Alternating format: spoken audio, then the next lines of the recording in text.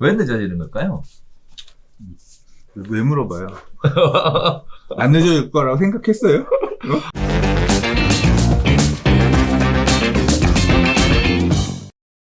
좋아요와 구독하기는 사랑입니다. 네, 안녕하십니까. 2021년 7월 24일 한 발 앞서 소식을 전하는 고품격 부동산 토크쇼 부동산 별별스타에 오신 여러분 환영합니다. 자, 우리 지난주 한 주 휴방하고 네. 그리고 오늘 다시 재개하게 됐는데 잘 보내셨습니까? 아, 네, 앞서 말씀드린 바와 같이 잘 놀다 왔고, 네. 잘 지냈습니다. 한 주 적적하지 않으셨나요? 아우, 엄청 신났습니다. 하루 갑자기 휴가를 얻은 느낌? 네. 맞아요. 사실, 언제 휴가 가세요? 빨리 가요. 나도 한 주 놀게. 뭐 아무것도 못할 것 같습니다. 아. 뭐 휴가 안 그래도 거리두기 때문에 네. 네, 지금 모든 조심해야지. 계획을 캔슬하기 직전에 있는 상황입니다. 네. 오래 살아야 되잖아요.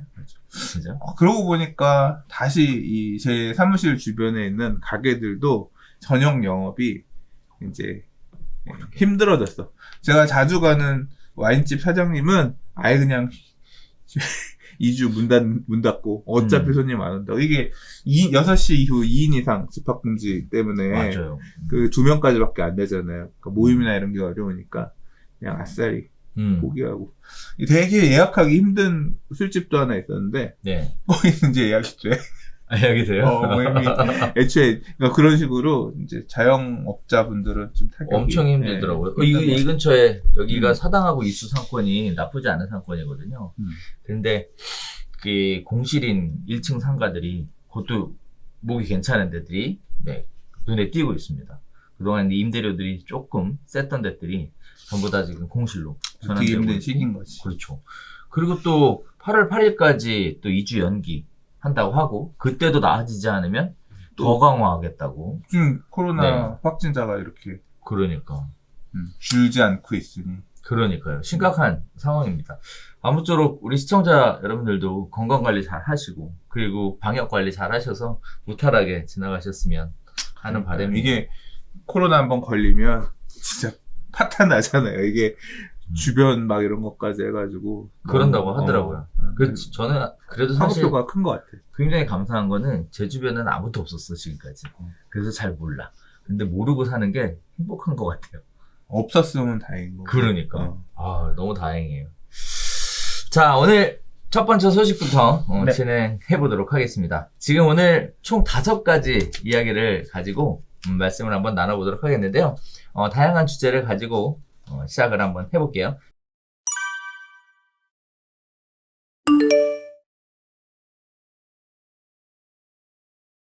자, 첫 번째 소식입니다. 자, 서울에 7만 가구 주택을 공급하겠다라는 정부의 약속이 1년이 지났는데 실행은 절반도 안 된다라는 겁니다. 자, 25만 가구 후보지를 확보했다라고 얼마 전 발표를 했는데요. 첫 삽뜬 곳은 단 한 군데도 없다라는 겁니다. 주민 반발 등 공공주도의 공급도 생각보다 굉장한 난항을 겪고 있는 상황인데요. 자, 공공정비사업 목표 물량 대비 현재 주민동의 확보 물량이라고 해서 지금 표에 보이시는 것처럼 공공재개발과 공공재건축의 8사 대책 목표 물량과 현재 확보 물량에 대해서 나오는데 격차가 어마어마하게 심각하다라는 게 보여지실 겁니다. 자, 또 도심 공공주택 복합사업 주요 후보지 동의 현황도 보면요. 3분의 2호권 50% 이상, 30% 이상, 10% 이상 해서 각각의 지역들에 대해서 쭉 나오고 있는데 보이시는 것처럼 거의 어려운 이런 상황들이 놓여져 있는 상황입니다. 자, 도심 공공주택 복합사업에서 7만 1,000가구, 공공재건축 재개발 공공정비사업에서 3만 4천 가구, 소규모 정비사업 도시재생사업에서 2만 1,000가구, 신규 공공택지에서 11만 9천 가구가 각각 공급하겠다 했는데 1년이 지났지만 아직도 한 군데도 제대로 착공에 들어간 데는 없다라는 겁니다.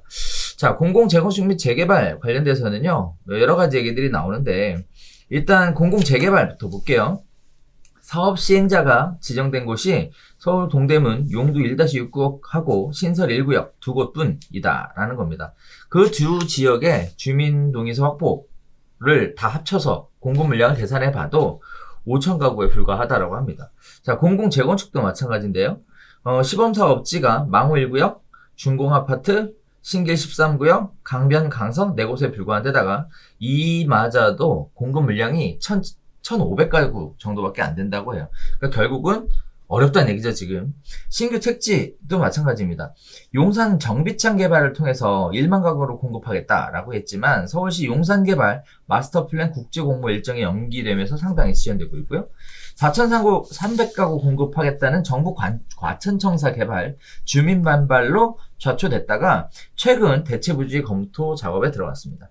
1만 가구 공급 예정이었던 가장 뜨거웠었죠. 태릉 골프장 개발 역시 서울시 녹지 확보 요구 등으로 인해서 당초 계획보다 물량이 줄어든 상태로 진행될 가능성이 높습니다. 도심 공공주택 복합사업도요, 지방 주민 반발하고 지방자치단체와의 조율 지연 등으로 잡음이 일고 있는 상황이고요. 이사대책 핵심인 도심 공공주택 복합사업이 지금 증산 4구역 등 시범사업지 8곳에서 지구지정 요건, 주민 3분의 2 이상 동의를 달성하는 등 효과를 내고 있다고는 하는데 만족할 만한 효과는 아닌 것 같습니다. 자, 여러 가지 지금 8사 대책에서 공급을 약속했었던 부분들에 대해 이야기를 좀 나누고 있는데요. 여기 보면 늦어지는 것 같습니다. 다 전체적으로. 이렇게 늦어지면 안 될 것 같은데 왜 늦어지는 걸까요? 왜 물어봐요? 안 늦어질 거라고 생각했어요? 늦어질 거라 생각했지. 근데 될 거라고 생각은 했어요? 많은 분들이 기대하셨을 거 아니에요, 지금. 기사 자체가 그냥 네. 그러니까 원래 당시에 8사 대책이라고 하는 것 자체가 그냥 시그널적인 측면이지 이게 그렇게 쉽게 되는 택지 확보라고 하는 게 이렇게 쉽게 되는 문제.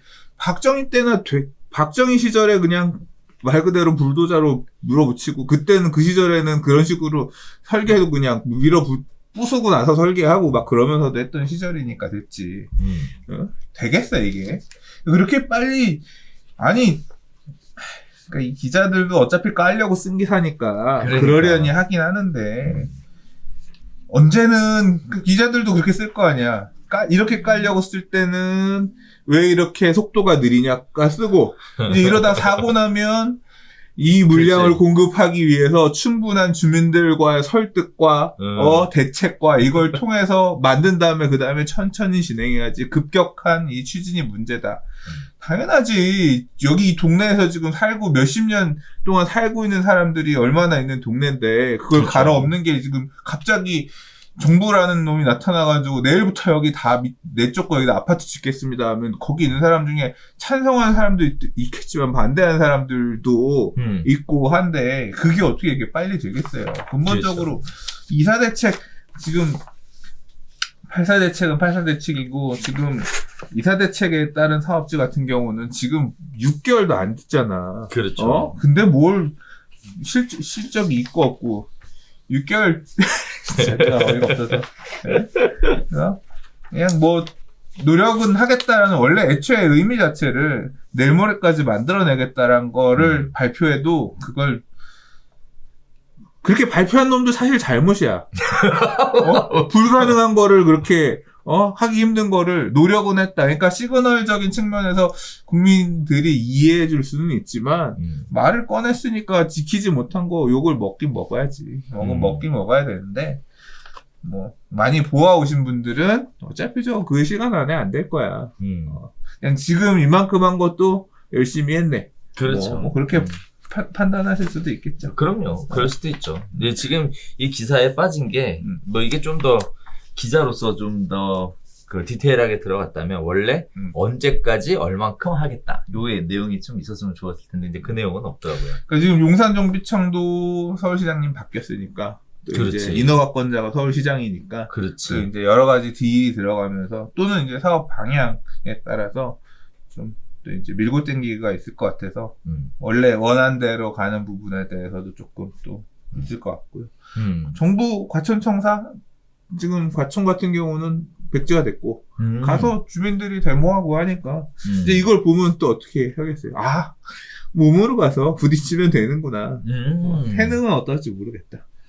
태능도 아무튼 뭐 지금 지지부진하죠. 되게 빨리 될 것처럼 얘기는 있었는데 실제로 그러니까. 태능 주변에 기다리는 분 계셨는데 그냥 언제 나올지 그러니까 이거는 또 서울시의 녹지와 보유고, 그러니까 결국은 관에서 추진하는 사업인데 관하고 싸우는 거잖아요. 그죠?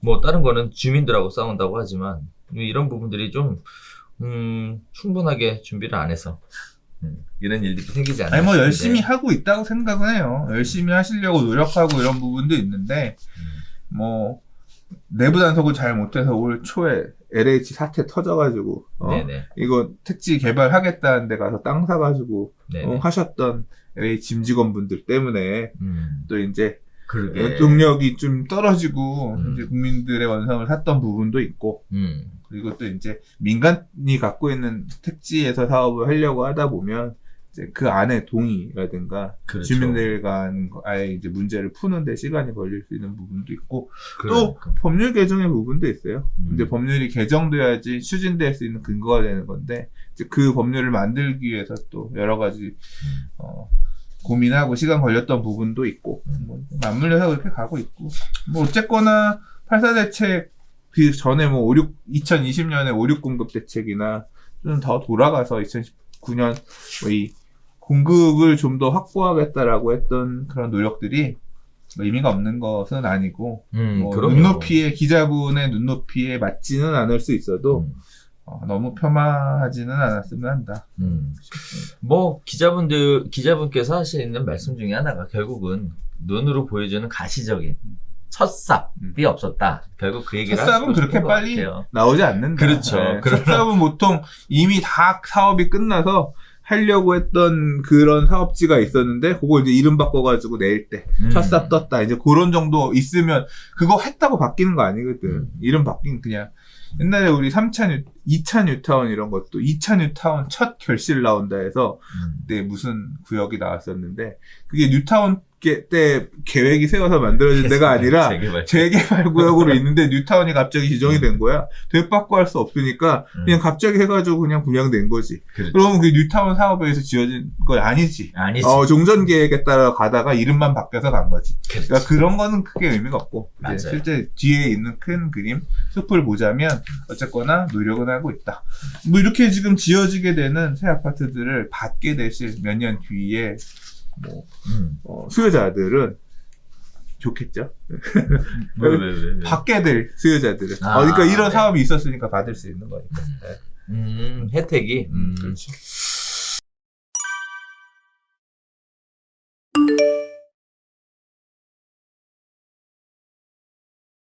자, 두 번째 이야기 들어가 보도록 할게요. 임대보증보험 관련된 얘기들이 지금 연일 신문 기사에 나오고 있습니다. 가입하고 싶어도 못하는데 과태료 물판이라고 하는데요. 매달 의무가입 앞 면제 사유를 만들어줬습니다. 그래서 임대사업자가 면제를 받을 수 있게끔 만들어줬는데 동떨어진 잣대 때문에 사람들이 불만이 계속 나온다고 합니다. 뭐 다음 달 18일 임대보증보험 의무 가입을 앞두고 13일 국회 국토교통위원회에서 가입 면제 사유를 추가한 민간 임대주택 특별법 개정안이 통과가 됐습니다.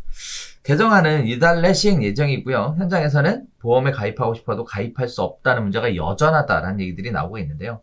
자, 일단 궁금해하실 게 임대보증보험에 대한 것이 궁금하실 것 같아요. 자, 세입자 보호를 위해서 집주인이 세입자 전세금을 돌려주지 않으면 보험사가 대신 돌려주는 상품을 의미합니다. 정부하고 여당이 세입자가 보증금을 떼이는 깡통 주택 피해를 막겠다면서 지난해 8월 18일 이후 새로 등록하는 임대사업자들로부터 보험 가입을 의무화했습니다. 다음 달 18일부터는요, 기존 임대사업자들도 이 보험에 가입해야 합니다. 가입하지 않으면 보증금의 10% 최고 3천만 원의 과태료를 납부해야 하는데요. 문제는 현실적으로 가입 요건을 충족하기가 어렵다는 데 있습니다. 자, 가입을 하려면 주택도시보증공사 HUG하고 SGI 서울보증 이 두 군데에서 가입해야 되는데 법인 세입자가 있으면 가입도 안 된다고 해요. 만일 법인 세입자가 있더라도 법인이 전세권 설정을 하거나 직원이 전입신고를 한다 하면은 뭐 가능하다고 하는데 매우 어렵다고 하죠. 다가구는요, 원룸별 가입 자체가 불가능하기 때문에 이렇게 된다면 원룸을 하나씩 계약할 때마다 매달 과태료를 내야 하는 상황이라고 합니다. 자, 또 은행 대출과 전세금을 더한 금액이 주택가격, 공시지가의 1.2에서 1.7배보다 많거나 대출이 주택가격의 60%를 넘으면 보험에 가입할 수 없다고 합니다. 보증금 사고 위험이 큰 깡통 주택이라는 이유 때문이라고 하는데요. 표에 보시는 것처럼 주요 내용과 문제점에 대해서 나와 있습니다. 가입 요건에 대해서는 일단 공시가격 관련된 얘기, 그 다음에 대출금하고 전세금 합계에 관련된 얘기, 그래서 깡통주택 또는 공시가가 시세보다 크게 낮은 주택은 가입이 불가능하다는 현실적인 문제점, 가입 예외에 대한 부분, 그리고 제재 방안에 대한 부분이 보시는 것처럼 표로 나와 있는 상황입니다. 오늘 다루게 될 내용일 것 같은데요. 자, 등록 임대주택 10채 중 8채가량의 원룸이나 빌라, 오피스텔 공시가는 시세보다 크게 낮습니다. 자, 매매 거래가 뜸한 지역에선 공시가가 시세 절반을 밑도는 경우도 있는데요. 이렇게 되다 보니까 실제 깡통주택으로 보기 어려운 주택까지도 가입을 못하고 있는 실정입니다. 자, 가입 요건을 맞추려면 세입자 동의를 받아서 보증금을 낮추거나 대출을 갚아야 하는데, 일단 경기도에 오피스텔을 전세로 놓고 있는 분들도 이런 얘기들을 해요. 전세를 반전세로 돌리면 월세를 늘려야 되는데 어느 세입자가 동의를 해주겠냐 라면서 대출 갚을 목돈을 구하지 못해서 막막하다라는 얘기를 하시고 계십니다. 자, 면제사유 신설에 관련돼서는 그 전월세 보증금이 5천만 원 이하이거나 세입자가 직접 가입하는 전세보증금 반환보증 보험료를 집주인이 대신 내면 임대보증보험에 가입하지 않아도 된다고 해요. 그러나 세입자가 가입한다 하더라도 임대보증보험 가입 요건이 동일하기 때문에 사실상 가입이 매우 어려운 상황이라고 합니다. 그냥 쉽게 생각하면 집주인이 과태료를 안 내고 세입자의 임대보증보험에 가입해주면 되지 않냐라고 하지만 실제 그 요건 자체가 안 된다고 하는 거예요. 자, 보험에 가입하지 않은 임대사업자는 임대사업자 등록을 강제로 말소할 수 있다라고 이렇게 얘기하고 있습니다. 자, 이렇게 되면 세제 혜택, 임대 의무 기간, 임대료 인상 등의 의무 다 사라지고요. 시세보다 저렴하게 살던 세입자가 임차료를 시세대로 올려주거나 쫓겨날 수 있는 셈이라고 하는데요. 이런 내용들을 추진해서 밀어붙이는 거 보면 처음에 취지는 일단 악성 임대사업자로부터 세입자를 보호하겠다라는 좋은 취지에서 시작한 것 같은데 정작 보호받아야 될 대상은 보호가 안 되고 오히려 임대인과 임차인의 부담만 가중되는 상황이 아니냐라는 생각이 들고요.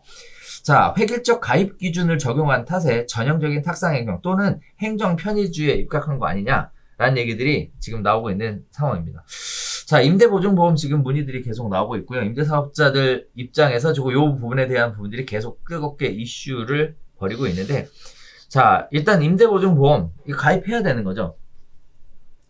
가입 안 하세요, 선생님은? 저는 안 해요. 아, 그래요? 왜 안 해도 돼요? 저는 안 해도 돼요. 임대사업자 등록을 안 했구나. 임대사업자가 아니야.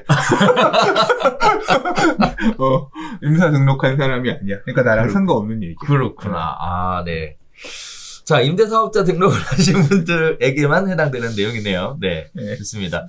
자, 지금 부동산 하시는 분들도 이런 식의 질문들이 지금 계속 들어와서 어떻게 해야 되는 거냐라고 하는데, 보시는 것처럼 이렇게 되면 임대사업자 등록이 과태료를 엄청나게 물어서 임대사업자 등록을 없애겠다는 거잖아요, 지금 이게. 그러니까 보세요.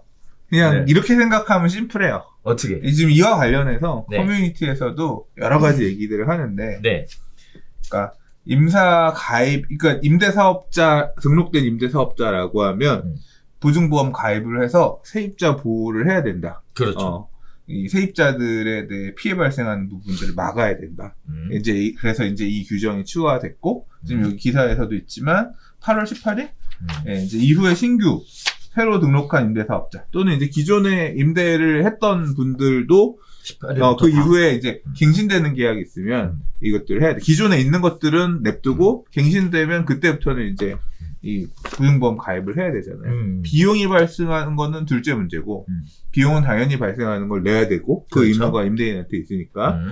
그리고 이제 그와 별개로, 만약에 가입을 못하면 과태료가 되게 무겁고, 엄청나네. 페널티를 준다는 거죠. 보증금의 10%면 오. 자, 근데 임대사업자 관련 제도를 보면 그렇잖아요. 줬던 거 뺏었잖아요. 그렇죠. 야, 이거 가입할 때는 이런 혜택이 있으니까 가입하세요. 장려했다가 못 주겠는데?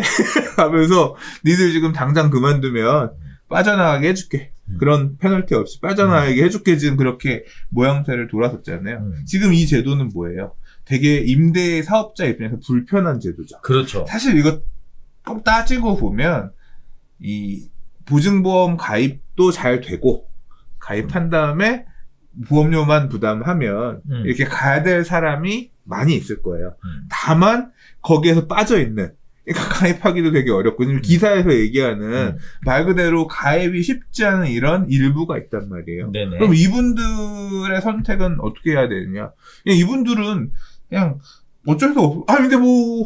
임대보증보험 가입하라고 해서 가입하려고 그랬는데 가입을 안 해주는데 난 이거를 뭐 대출을 갚는다. 여러 가지 가입하기 위해서 내가 조건을 맞추려고 하면 내가 가용한 현금 자금이 있거나 그리고 대출 상환해서 비주를 낮춰서 간다고 하거나 아니면 뭐 이제 그런 부분들을 해야 되는데 그 능력이 없어. 능력이 없는 사람 어쩌란 얘기야.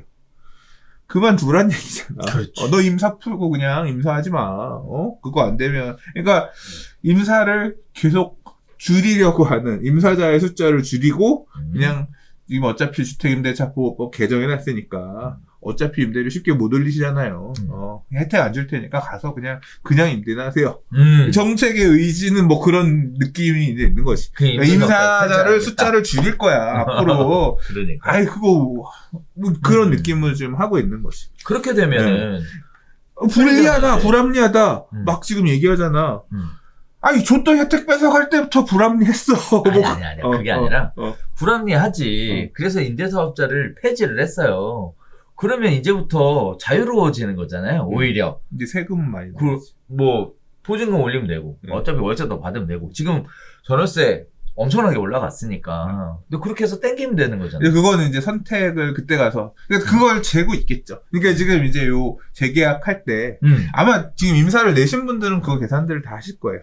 내가 이거를 가져가면서 종부세 합산배제 혜택을 가져가는 게 유리하겠냐.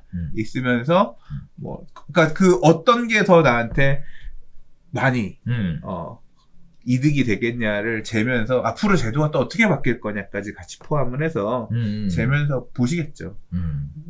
각자가 잘 선택해서 가야죠. 그냥 큰 뜻의 의미는 제가 느끼기에 그래요.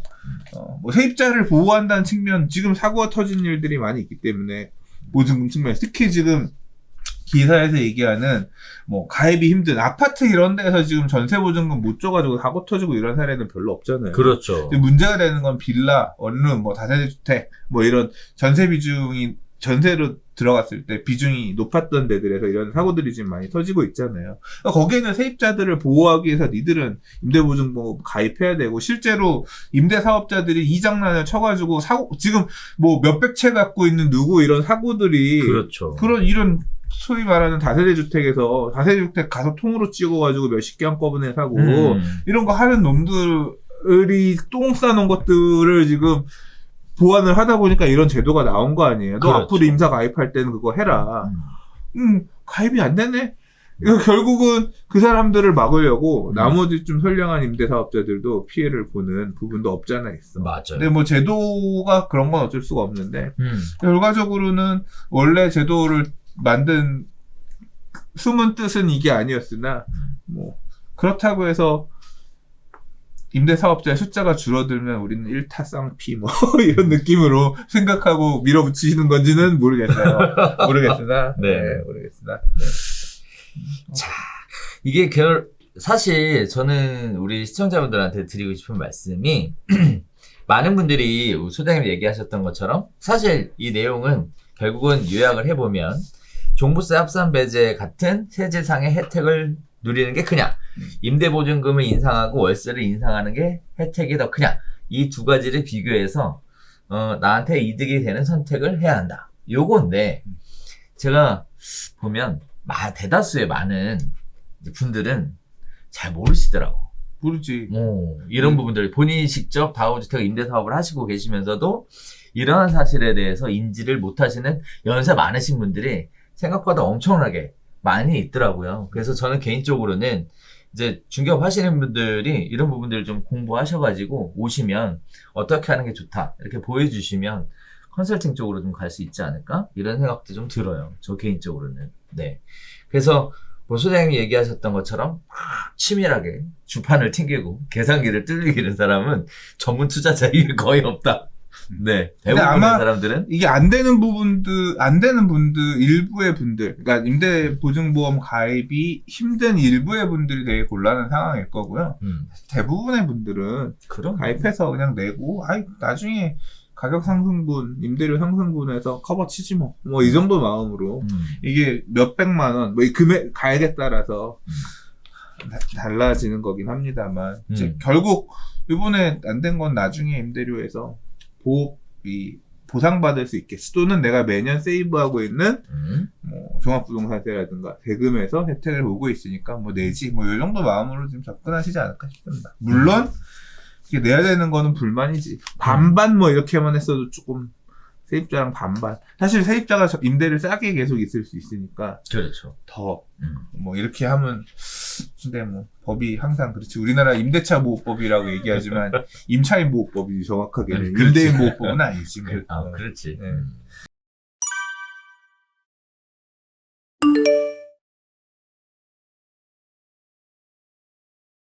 자, 세 번째 이야기로 갈게요. 재건축 2년 실거주 의무를 드디어 폐지했다고 합니다. 전세난 해소의 단비가 된다. 이런 얘기들이 있는데요. 정부가 최근 재건축 추진단지 소유주의 실거주 2년 규제 방안을 백지화시켰습니다. 그 이후에 강남권 재건축 단지 전월세 물량이 최근 급증하고 있는데요. 재건축 단지에서 전세 매물이 나오면서 전세난 해소로 이어질지 관심이 이어지고 있습니다. 자, 그런데도 서울 아파트 전세값은 6개월 만에 최대 상승치를 보여주고 있습니다. 임대차법 시행, 공급 물량 부족 같은 원인인데요. 재건축 전세 매물이 늘어도 물량이 제한적이기 때문에 하반기엔 여전히 전세 수급 불균형이 계속될 것이다. 이렇게 예측하는 사람들도 있습니다. 자, 재건축 조합원 실거주 2년 의무화가 지난해 정부가 내놓은 6.17 부동산 규제 대책의 핵심이었는데요. 재건축의 투기성 수요를 차단하겠다라는 뜻으로 추진이 됐었습니다. 하지만 실질적으로 정책의 영향은요. 집주인들이 실거주 요건을 채우기 위해서 세입자를 내보내고 전세난 서울 전역으로 확산시키는 계기가 됐습니다. 특히 지난해 7월 시행된 임대차보호법 3법 시행과 겹치면서 전세 매물이 줄고 전세값은 고공행진을 하고 있는 상황인데요. 서울 아파트의 전세값은요. 재건축 이주 수요가 있는 지역을 중심으로 매우 강세를 띠고 있는 상황입니다. 자, 서초 잠원 등 대규모 정비사업 이주 수요가 있는 서초구 아파트 그 전세값이 0.3% 올랐고요. 서울에서 가장 높은 상승률을 기록하고 있습니다. 그 외에 송파구, 방이동, 오금동 등이 상대적으로 저가 단지 위주로 올라가고 있고요. 강동구가 0.16% 올라가면서 고덕, 길동 위주로 올라가고 있고 강남구가 일원동, 수서동 위주로 올라가고 있고요. 동작구가 0.22% 올라가면서 지난해 8월 첫째 주 이후 49주 만에 최대 상승폭을 기록하고 있습니다. 자, 대치동 음마아파트의 전세 물량은요, 이 실거주 2년 폐지와 맞물려서 지난 12일 74건의 전세 매물에서 일주일 만에 163건으로 120.2% 증가했습니다. 자, 월세를 포함한 매물도요, 154건에서 278건으로 일주일 새 80.5%가 늘어난 상황입니다. 자, 그 외에 마포구 성산동의 성산시형 단지는 일주일 사이 전세 매물이 20에서 40건, 100% 늘었고요. 강남구 개포동 현대 1차 단지는 22건에서 32건, 노원구 상계동 상계중공 6단지가 45건에서 55건 등으로 전세 매물이 증가하고 있는 모습들을 보여주고 있습니다. 자, 재건축 2년 실거주 의무 폐지. 네, 폐지될 거다, 라는 얘기가 있었는데, 네, 이 부분에 관련돼서, 재건축 소유자들이 느끼시는 부분이 또 다르실 거고, 또 재건축 예정인 아파트에 거주하는 세입자분들의 입장이 또 다르실 거고, 인근에서 또 전세를 찾으시는 세입자들의 입장에서 또 다르실 것 같은데, 자, 일단 전세시장 안정화, 이게 가능할 것이냐라는 부분들이 가장 이슈이신 것 같아요. 어쨌든 이제 물량이 나오니까 좀 안정화도 될 수 있을 것 같은데, 네. 단비라고 표현하더라고요. 뭐 결국 오래 대식되진 어렵다 뭐 이런 식의 표현인 것 같은데 어떻게 보셨습니까? 그냥 별로 의미는 없는 얘기 같은데. 그래요? 그러니까 두 가지 얘기가 이제 기사 두 개를 엮어서 얘기를 했는데 첫 번째 얘기는 이제 전자가 중요한 얘기예요. 제가 생각할 때는. 오케이. 재건축 투기가열지구 안에서 조합원지 양도 투기가열지구 안에서 분양 신청의 자격 제한을 걸겠다. 자격 제한은 뭐냐? 그러니까 투기가열지구에서 분양 신청을 할 때는 그 아파트에 실거주 2년 이상한 사람 실거주 2년 이상한 조합원에게만 분양 신청 자격을 맞아. 주겠다라는 내용을 작년에 부동산 대책에 포함하면서 난리가 났죠. 맞아. 그래서 제가 생각할 때는 그때도 우리가 별별 수다할 때 제가 6대부터 나왔어요. 네. 그랬었어요. 왜? 야, 자본주의 사회에서 거주를 했어야만 소유권을 유지할 수 있고 거주하지 않았으면 소유권을 박탈하겠다라는 이런 규정을 어떻게 만들 수가 있냐. 이거는 말이 안 된다. 내가 생각할 때. 그리고 너무 이걸 보완하기 위한 이게 납득이 안 된다. 나는 1년밖에 거주를 이 아파트에서 안 했는데 그래서 2년 거주를 채우지 못한 상태의 집인데 갑자기 6개월 뒤에 투기가열지구가 지정이 되면서, 그러니까 투기가열지구가 지정이 되고 6개월 뒤에 분양 신청을 해서 물리적으로 2년에 실거주 채우지 못하는 이런 사람이 투기가열지구라고 하는 건 지정됐다가 풀릴 수도 있고 그렇죠. 유동적으로 되는 거기 때문에 그런 사람들은 어떻게 구제할 거냐. 그러니까 예외 규정으로 다 구제들을 해줘야 되는데 그걸 만들기가 물리적으로 제가 볼 때는 어렵다. 도대체 뭘 기준으로 만들겠다는지 모르겠다. 이건 말이 안 된다. 그때 막 엄청 그랬거든요.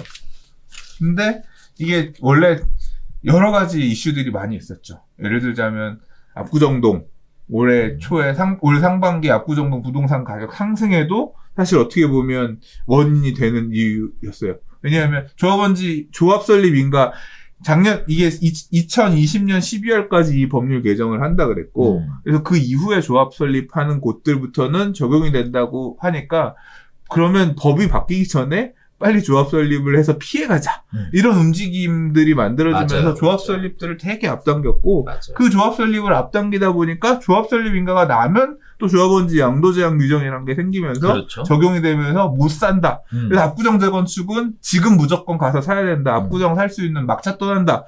이러면서 집값이 또 그렇죠. 단기 초고가 과수요가 진짜. 몰리는 그런 원인이 되기도 했거든요. 맞아요. 그러니까 여러 가지 부작용들이 많이 있었던 제도인데 이거를 이렇게 저렇게 기사도 많이 나왔어요.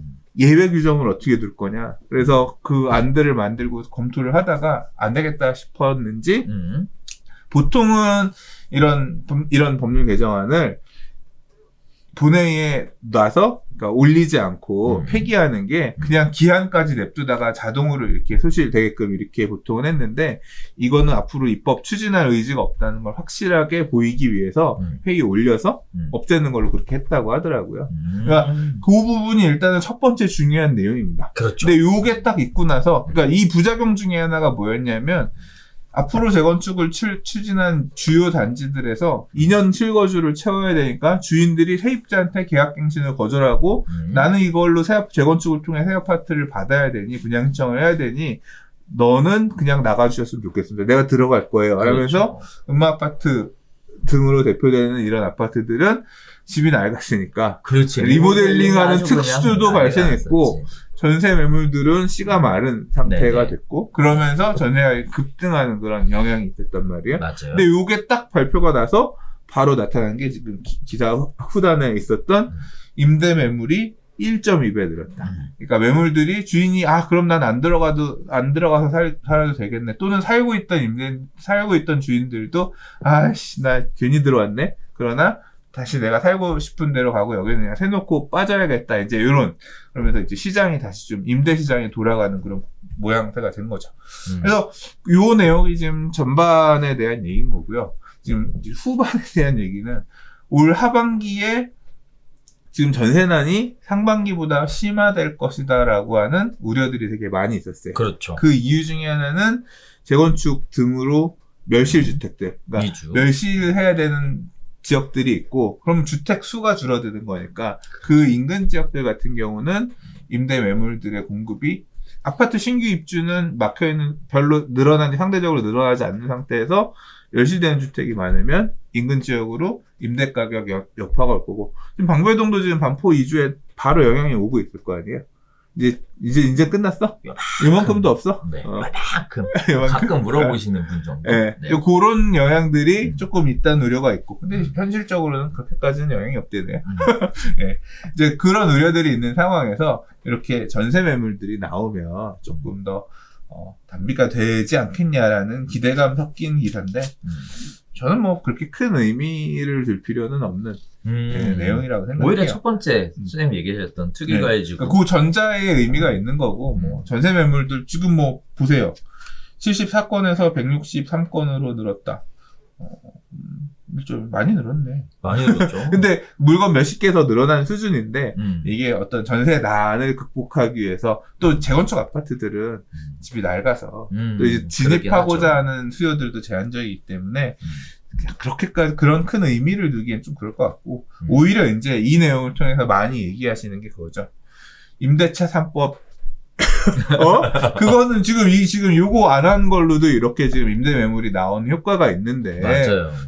임대차 3법도 번복해야 되는 거 아니냐. 다시 되돌려서 시장 제대로 돌아가게끔 해야 되는 거 아니냐. 이제 그런 주장을 하시는 분도 일각에서는 있어요. 그래요. 맞아. 이해는 될 것 뭐 같아요. 그런 정도의 네. 생각해 볼 쟁점인 것 같습니다. 자, 그럼 결국은 이런 관점일 수도 있잖아요, 선생님. 규제를 풀었어요. 그러니까 이제 결국 음마아파트는 이제 사도 되는 거잖아요. 27 입주를 안 해도 되니까. 그러니까 매매 가격이 올라가는 데는 당연히 영향을 주겠죠. 올라가는 쪽으로. 반면에 규제를 푸니까 임대가 숨을 쉬어. 그래서 물량도 공급이 되고 시장도 좀 안정화가 되는 이런 모습들을 보여준다라는 건데, 그럼 결국 규제를 푸니까 임대 시장이 안정화된다. 뭐 이런 식의 논리를 펼치실 수도 있을 것 같아요. 네.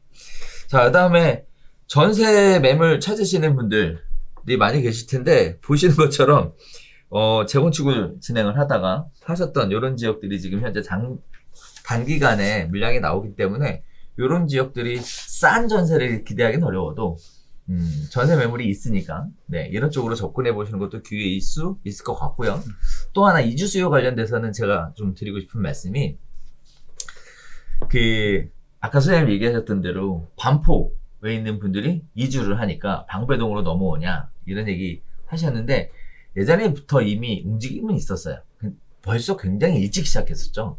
그래서 중간중간 문의도 오고 중간중간 거래도 이루어지고 했는데, 제가 개인적으로 느끼는 건 그 지역에 살아야 되는 사람들이, 그 지역에 살던 사람들이 이 개발을 통해서도 그 지역에 계속 살려고 하는 사람들, 이런 사람들이 그 주변으로만 가는 것 같아요. 멀어지면 멀어질수록 약해지는 것 같은데, 반면에 꼭 거기 안 살아야 되는 사람들, 근데 그게 대부분이더라고. 강남을 제외하고는 꼭 굳이, 예를 들어 마포에 살다가 내가 자녀 교육이라든지 뭐 이런 식의 여건이 안 맞으면, 안 되면 뭐 서대문이나 종로나 뭐 이렇게 은평이나 이렇게 넘어가시는 분들도 많더라고요. 또 서대문에 사신 분들도 가자동이나 은평으로 넘어가시는 분들도 많고, 종로에 사셨던 분들도 반면에 하면서 넘어가셨던 분들도 많고. 자, 그래서 이런 부분들이 좀 뭐랄까요, 꼭 거기에 살아야 되는 이유가 약한 지역들은 굉장히 넓게 퍼져서 이주 수요 때문에 전세 가격이 막 일대에 올라간다, 이걸 느끼기는 좀 어려운 것 같고, 반면에 강남 지역들 같이 꼭 거기에 살아야 된다라는 주장과 호불호가 굉장히 강한 경우에는 전세 이주 수요가 시장에 미치는 전세 가격에 영향을 주는 것 같고, 저는 개인적으로는 그렇게 보고 있거든요. 그래서 모든 지역에 다 똑같이 영향을 미치는 건 아니다라는 거, 그런 말씀을 하나 드리고 싶습니다. 전세 시장이 하반기에도 계속 불안하게 간다라는 게 대부분의 전문가들의 의견인데, 이런 부분들은 진짜 하반기에 계속 전세 시장 불안할 것 같죠? 잘 모르겠어요. 잘 모르겠습니다. 자, 좋습니다. 잘 모르겠어, 진짜로.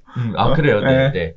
그래서 많은 분들이 지금 보이시는 것처럼 하반기 전세 시장이 이러이러한 부분들 때문에 지금 현재 재건축 실거주 2년 폐지와 관련된 부분이 그냥 일시적으로 생기는 단비 수준이지, 자, 중장기적으로 볼 때 전세 시장 안정화까지 연결시킬 수 있을 만큼 큰 호재는 아니다, 이런 식의 이야기들을 하고 있습니다.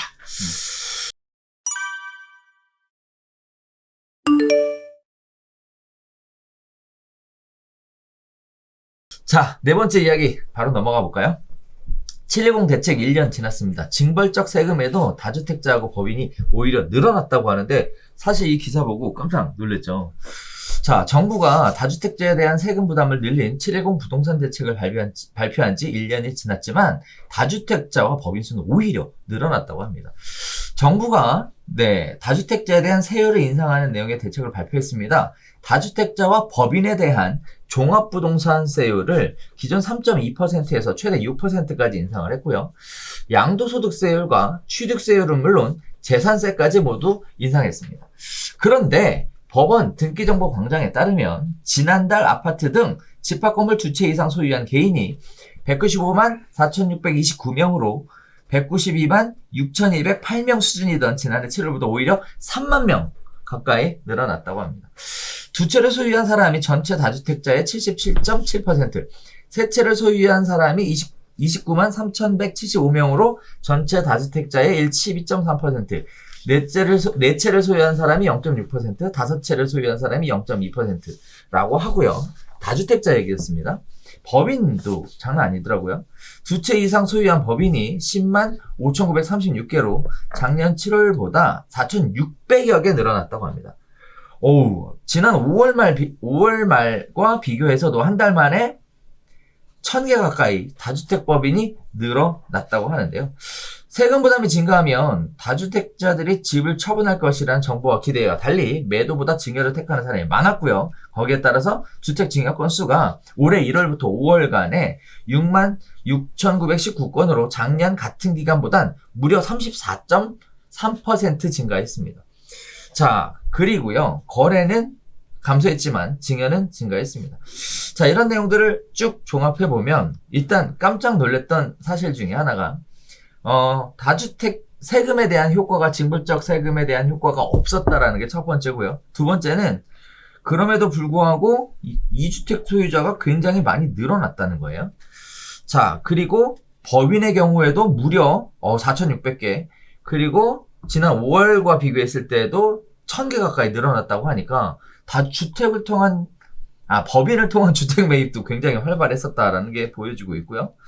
자, 그리고 증여하시는 분들이 많이 늘어났다. 이거는 계속 다뤄왔던 얘기인데, 자, 그렇다 보면 일단 크게 세 가지 이야기를 나눌 수 있을 것 같습니다. 일단 첫 번째가 지금 세금에 대해서 과세하는 것이 효과가 있었냐? 우리가 이런 부분들을 한번 다시 봐야 될 것 같고, 두 번째는 다주택, 세 번째는 법인, 이렇게 세 가지를 좀 봐야 될 것 같은데, 일단은 저는 개인적으로 깜짝 놀랐어요.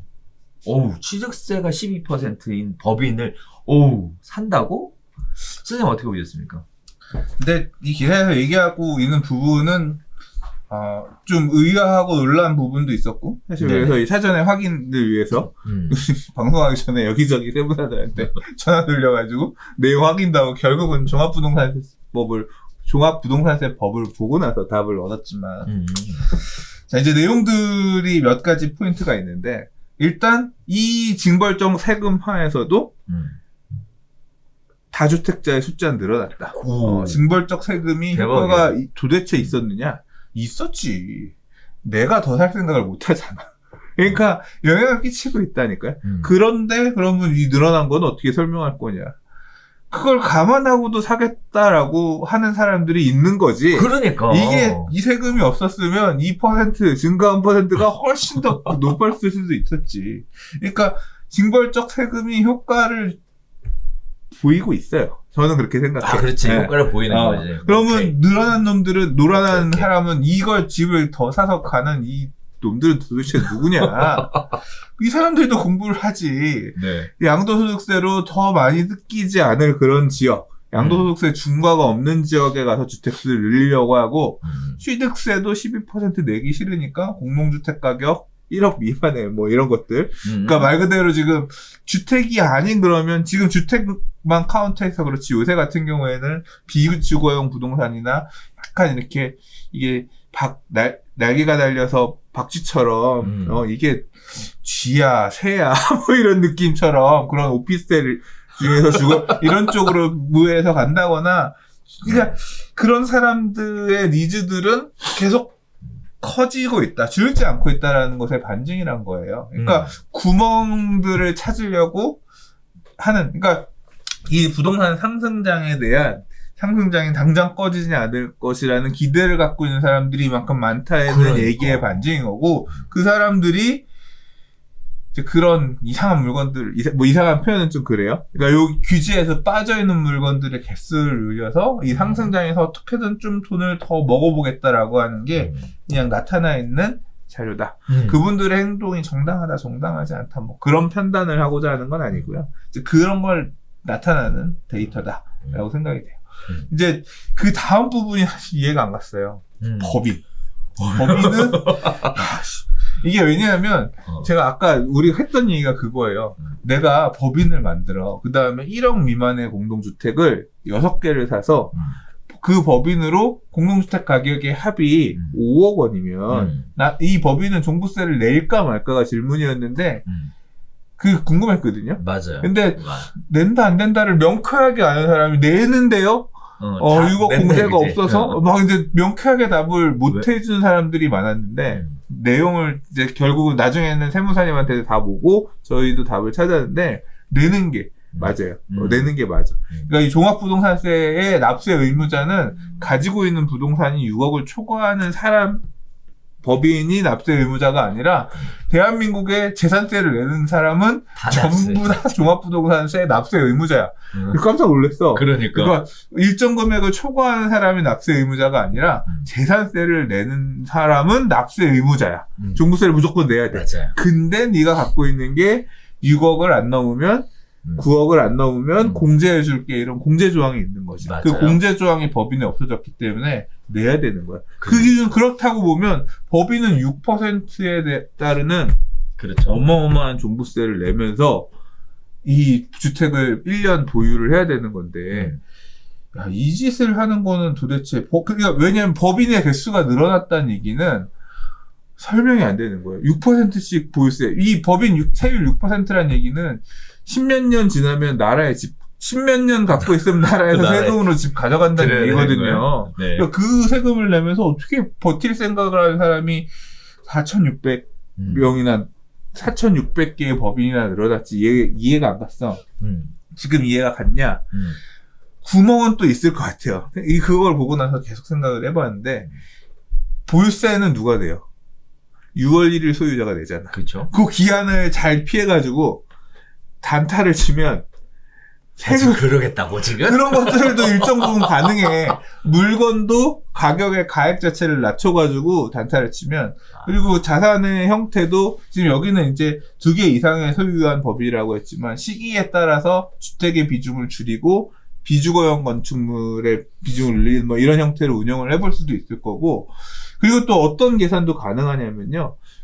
이게 10년 가지고 있으면 60%지만 1년 가지고 있으면 6%잖아. 6%에 대한 종부세를 내더라도 내가 1년 또는 2년 단기에 그만큼 그 이상의 그러니까 상승분 차익이 예를 들어 한 30% 50% 나고 그러니까 이슈가 있는 지역들은 그렇게 날 수도 있잖아요. 갑자기 어떤 지역이 재개발이 된다.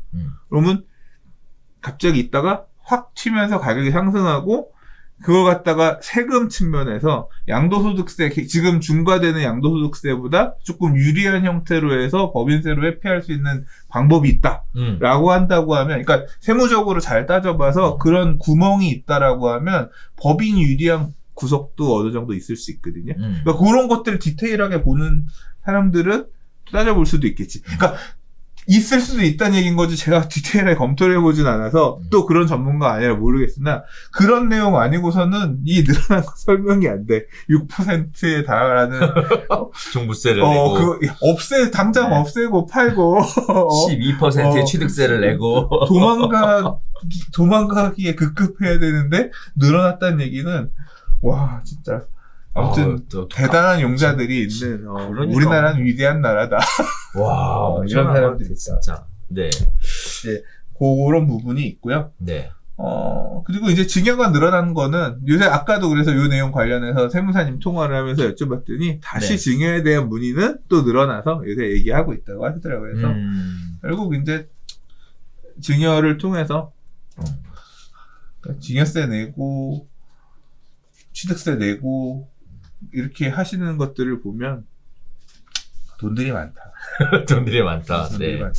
우리나라 개인이 부자라니까. 사실 오늘 기사에 꼽지는 않았지만 요즘 빌라가 엄청나게 장이 뜨겁다고 하던데 혹시 관련된 거 알고 계신 거 있으세요? 그러니까 빌라는 되게 구멍이 많죠. 그러니까 빌라가 되게 인기가 많은 이유는 당연히 지금 민간 재개발을 열겠다라고 오세훈 서울시장이 얘기를 했기 때문에 그냥 다 가자 신축 쪼개기 하는 놈들이면 오면 이제 그런 시장일 거예요. 그리고 사람들이 그렇게 쏠려가면 뭐 이성이 어딨어. 그냥 그 중에 이제 재개발 구역이 지정이 될 애들은 제한적이겠지만 일단 내가 산 빌라가 재개발 구역이 포함돼서 막 몇 배 오르는 그런 기염을 토할 거야. 이런 어떤 기대감과 사는 거니까. 예. 뭐 그거는 막을 수가 없어요. 그렇죠. 그렇게 가는 그렇죠. 건데 네. 이제 되게 사람들이 구분도 잘 못해. 부동산을 좀 많이 했다고 하시는 분들도 그 구분 못하고 계시더라고요. 공공재개발, 공공직접시행 정비사업, 공공주택 특별법에 따른 도심공주택 복합사업, 공공재개발사업, 민간재개발사업, 뭐가 어떻게 다르고 어떤 거 사도 되고 안 사도 되는 거 이거 잘 몰라. 그렇지. 근데 그거뿐만 아니라 최근에 이제 또 법 통과된 게 뭐 소규모 주택, 그러니까 법 이름이 힘들어가지고 빈집 및 소규모 주택 정비에 관한 특례법. 이 법에서 정하고 있는 사업 방식에 따른 일부 사업도 이제 그 법 통과되고 나서 매수한 사람들은 청산되게 되게끔 하는 그 규정이 포함됐거든요. 그래서 일정 날짜 이후에 산 사람은 그냥 무조건 청산되는 그 규정을 담고 있는 법률이 지금 몇 개가 생겼어요. 이제 내가 그 날짜 이후에 그 동네에 가서 아무것도 모르고 빌라를 샀는데 그 지역이 그 사업으로 추진되잖아요? 그럼 나는 분양 대상자가 못 되고 그냥 무조건 청산돼. 그러니까 그런 지뢰밭이 지금 서울 안에 곳곳에 펼쳐지는 거예요. 서울 수도권 네, 펼쳐지게 되는데 전국적으로 펼쳐지겠네. 그 사업을 지방에서도 그렇죠, 하니까. 지방에서. 그렇게 되면 그거를 어떻게 하나하나 다 알고 하냐고. 그러니까 법을 만드는 놈들은 국회의원 개새끼 소리가 진짜 나오는 게 일단 뭐 주택 공급에 대한 니즈는 알겠는데 어떻게 먹고 살기도 바쁜 개인들이 그 지뢰를 다 피해가면서 가냐고. 억울한 사람들이 되게 많이 나올 수밖에 없어요. 그렇죠. 네. 그러니까 그런 게 지금 다 뒤섞여 있습니다. 그럼에도 불구하고 빌라가 강세다? 그러니까 이 자본주의 사회에서 부에 대한 욕구는, 이 욕망은 어떻게 제어가 안 되는 거야. 그리고 공부를 원래 재개발 투자, 재건축 투자에서 망하는 사람들 나와요. 제대로 공부 안 하고 샀다가 망가지는 사람들 나오거든요. 맞아. 그냥 그런 과정에 있는 거야. 그거 뭐 가면서 당신 이 횡단보도 제대로 건너지 않아 교통사고 날 수 있으니 조심하세요. 맨날 다니면서 코치하고 다녀? 사람이 가다 야 교통사고 안 났잖아. 내가 산 물건 문제 없었잖아. 없을 수도 있어. 근데 잘못하면 날 수도 있다고요. 그 얘기를 재개발할 때 이거 살 때 조심해야 됩니다. 이거 뭐 먼저 얘기를 하겠어. 그냥 그렇게 굴러가는 거지. 그래서 그냥 그 큰 흐름은 막을 수가 없는 거야. 막을 수가 없는 거예요. 그게 무식하니까 용감하다는 말이 있잖아요. 그 한편으로 보면 있더라고 실제. 그러니까 공부하면 할수록 무서워서 못 해. 그러니까. 항상 그렇더라고. 그러니까. 그래서 항상 좀 싸고 이런데 함정이들이 있어. 그래서 싼 물건에 항상 함정이 있고 비싸다고 해서 또 함정이 없는 것도 아니야. 그래. 하는 놈이 사기꾼이면 비싸도 함정이 있어. 와, 제가 진짜 부동산 현장에서 보면 진짜 미친놈들 많이 봤어요. 저도 많이 봤어요. 진짜 막 땅도 안 깔고 있는 뚜껑을 갖다가 막 엄청난 가격에 팔아 먹으면서 그 눈에 뭐에 씌어가지고 사는 사람들은 그런 것들을 냉정하게 못 봐. 나중에 이제 한 발 물러서 과거의 나를 보면 내가 미쳤었지 소리가 나오는데 그러니까 진짜 그걸 갖다가 이걸로 설득해가지고 해먹는 업자들도 대단하고 이렇게 얘기하니까 그러게 말이에요. 자, 아무튼 그렇습니다. 제가 아까 그 빌라 관련된 말씀을 왜 여쭤봤냐면 지금 빌라 관련된 부분이 굉장히 시장이 뜨겁다는 얘기가 계속 기사에 나오고 있고요. 한편으로는 이 법인이 결국은 이런 빌라를 사기 위해서 만들어 놓는 건 아닌가 이런 식의 생각이 들어서 잠깐 여쭤봤는데 일단 거기까지 확대하는 건 아닌 것 같고 잘 모르겠어. 네네. 일단 여기서 정리하도록 하겠습니다.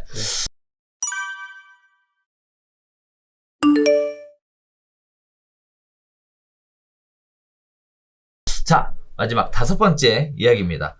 자, 한국은행에서요, 금리 인상하겠다고 지금 계속 선전포고하고 있는 상황입니다. 부동산 시장에서는 금리 인상을 통해 부동산 시장을 못 잡을 것으로 예측하고 있는데요.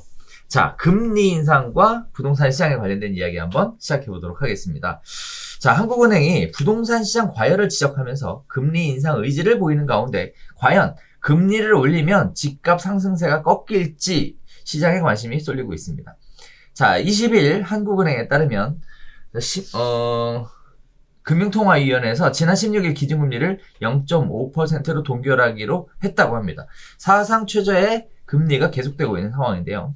이번 금리 동결 결정도 7월 이후 코로나 바이러스 확진자가 1000명 올 정도로 사회적 거리두기가 다시 강화되면서 인상을 연기한 것에 불과하다. 인상을 하는 건 예정되어 있고 연기하는 것에 불과하다라는 해석을 보이고 있는 상황입니다. 자, 오는 8월과 10월, 11월 열리는 금통위에서 최소 한 차례 이상 금리가 인상될 것이다 라고 전망하고 있다는데요. 한국은행이 금리 인상에 대한 카드를 꺼내든 것은 부동산 시장 때문이라고 합니다.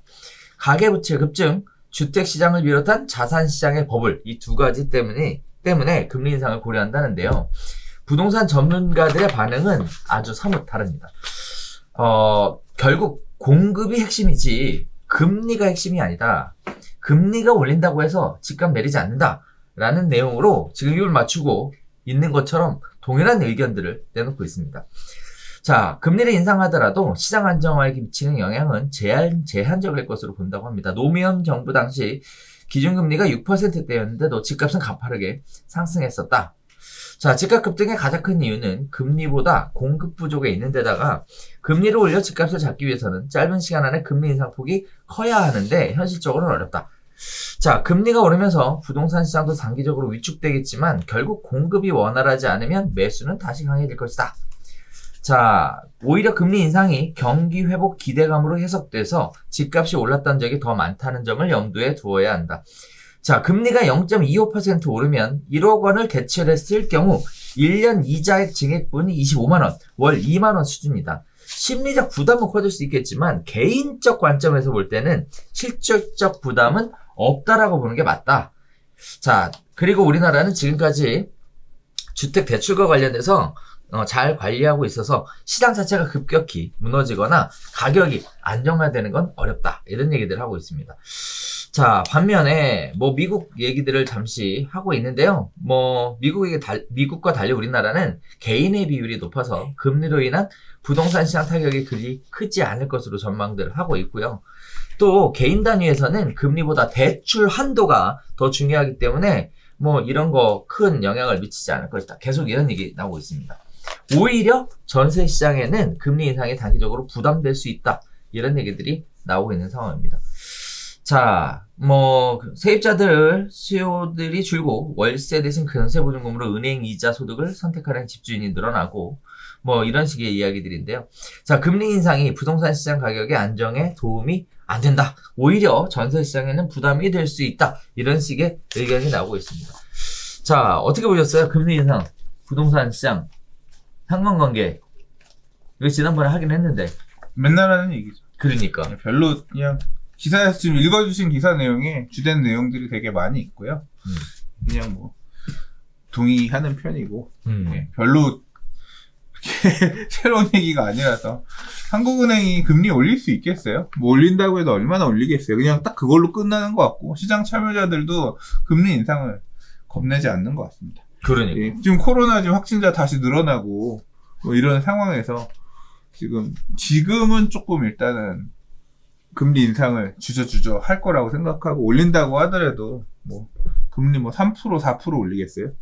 많이 올려봐 1%포인트 정도 0.25%포인트 한 번 올리고 얼마나 더 계속 올릴 수 있을지 모르겠지만 내가 더 내야 될 이자 증가분에 대해서 지금 대출을 받고 있는 사람들이 또는 받을 사람들이 그렇게 공포감을 느끼는 수준은 아닐 거고 기사에도 있었던 것처럼 한도가 축소되면 깝깝해 그럴지 몰라도 그렇게 크게 반응하진 않을 것 같은데 현재 저 개인적으로는 이런 생각도 좀 해봤어요.